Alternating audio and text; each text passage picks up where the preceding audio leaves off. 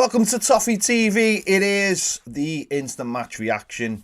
Everton 2, Rotherham United 1.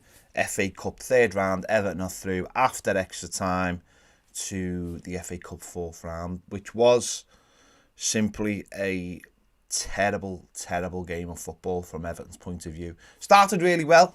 Shane Tosun playing up front, scoring in the first 5 minutes, was it? Something like that, or whatever it was. From a lovely ball from Anthony Gordon. And that was it. That was the best it got till about 5 minutes towards the end. We were horribly predictable. The way we just dropped off the game. The way we let Rotherham come into the game. We let them start dominating us. They started getting confidence. They started getting shots off. They just simply outmuscled us. Certainly in midfield, I thought Andre Gomez and Tom Davies as a pair were very poor, and it was clear how much we missed the core today, who's oddly enough ended up coming on off the bench and playing an hour. And if he'd started the game, he probably would have won us the game in an hour. So, sorry, I'm just seeing people saying Andre Gomez is class. Sorry, I must be missing. He must be playing a different sport. I thought no, we were awful for 80 minutes. We were absolutely awful. We were the dominators, and it was absolutely no surprise that they got the equaliser. Robin Olsen had to make a string of saves. Saves you'd expect him to make, but he made a string of saves. And it wasn't until the end when we made the subs, when Decore come on, and also Mina as well. I thought Mina, let's be honest, Luca Dean was awful. He was absolutely awful. He looked so ropey, and he looked like a player who'd been out for a month and a half. He looked really bad. That the lad who scored absolutely blitzed them. And I think that was a symptom of the game, is that it was almost treated like a training session at times, you know. And you're right, it's the FA Cup and you expect that. And I've got no real issues with the starting lineup, other than I would have liked to have seen Abdoulaye Doucouré start. But of course, the manager knows better than I do about his levels. But he, as I said, he's ended up playing an hour today anyway, so it doesn't really seem to make any difference. But we just almost treat it like a training session, whereas obviously they were going for it. And the likes of Coleman and, as I mentioned, Dean, Gomez, James Rodriguez, Cenk Tosun, all these players who were just going through the motions because they've been out or they haven't played for a while, coming back from injuries.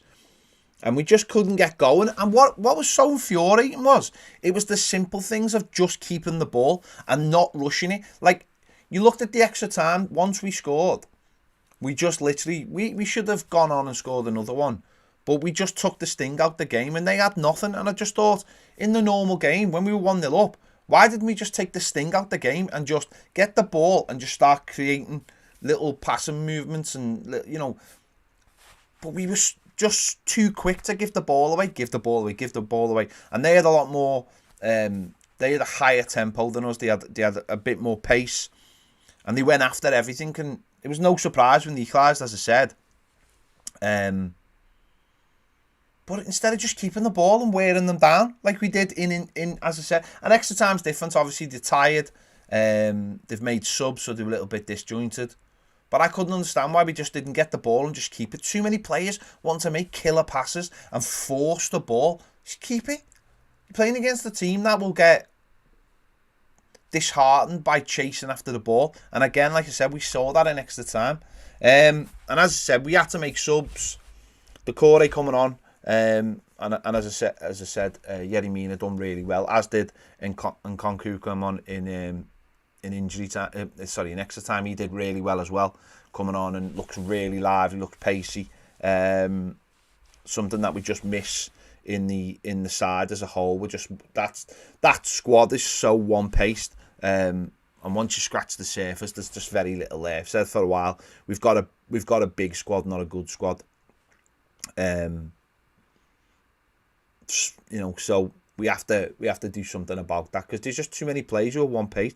Look at the core, look at the fact that, look at him, size-wise, pace-wise, he dominates teams, he dominates players, and that's what you need. When he came on, he was just head and shoulders the biggest, strongest athlete in the midfield, and he took over the game. When the problem in games like this is when you get too many squad players, you suffer. You really suffer, and we don't. And the mix with players coming back from injuries, but those players today were just that was honestly one of the worst Everton games I've watched for a very, very long time. And there needs to be massive changes, but we know that. So listen, we're through. I'm not gonna sit here going mad. If I probably should, but I just can't be bothered because I've had to sit there and watch that for 120 minutes, and it was absolute dross. Both goals were good, very similar. Great ball by Anthony Gordon, probably the only thing he really did all game. And Cenk Tosun finished it really well. Tosun unlucky to get a second, a couple of minutes before the end, given offside. I mean, that's as tight as it gets. I have no problem with VAR disallowing goals that are marginal. What I have a problem is, if that had been played at their ground, there's no VAR. That's what I fully don't understand about having a tournament where, like, I understand, like, the League Cup, I get it. The VAR came in the semi-finals. I get that.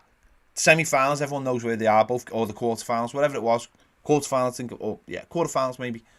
Everyone knows where they are. But to have a game in the FA Cup where you've got VAR and then in another game in the same round of the same tournament, you don't have VAR, is absolutely mad. It's just mad. I don't get that. I don't get how you can have different rules in the same tournament. Mad. But luckily enough, didn't take as long. Look, we went straight after him, which was good. Great ball by James Rodriguez, and Decore finished it brilliantly. That's what we want to see more of, Decore getting into that channel. And he finished it really well. And Bernard should have really wrapped it up just afterwards, and we had a couple of half chances. But they didn't really have anything in extra time. They were done. They'd had their chance. But it was a really pathetic performance from players who should know better. It was a gang of kids, I'd understand it, but it's not. There's a lot of seasoned internationals out there today, and they were rubbish, really, really rubbish. And we have this unique way of being dragged down to other teams' levels, which is just mad. I know we've ended up doing now today is playing an extra 30 minutes, and we play on Tuesday against Wolves, and it's we're just mad. We're just so frustrating. When we're asked to go and, have a go at teams, we just don't seem to be able to do it. And as I said before, only new signings will really get us going in the direction we need to go in, and build that squad out, because you need a squad, and we haven't got a squad. We're very, very poor in as a squad. Big squad, poor squad. That's the way to look at it. So there you go. Listen, happy. Like, Dean's got an hour under his belt. James Rodriguez has got over 90 minutes under his belt. Coleman's got another 120 minutes under his belt. We've seen Nkunku come on. Good performance by Robin Olsen, even though it shouldn't have had to been.